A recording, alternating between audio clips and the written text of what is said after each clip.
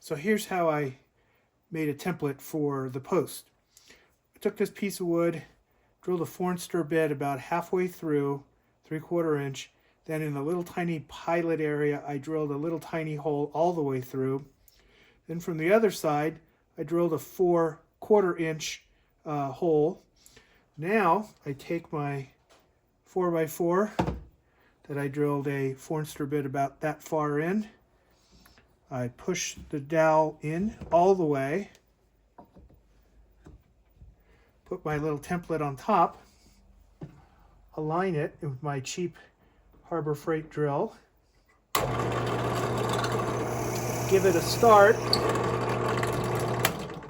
pull it off, move that, and now I've got a hole to do the rest of the drill.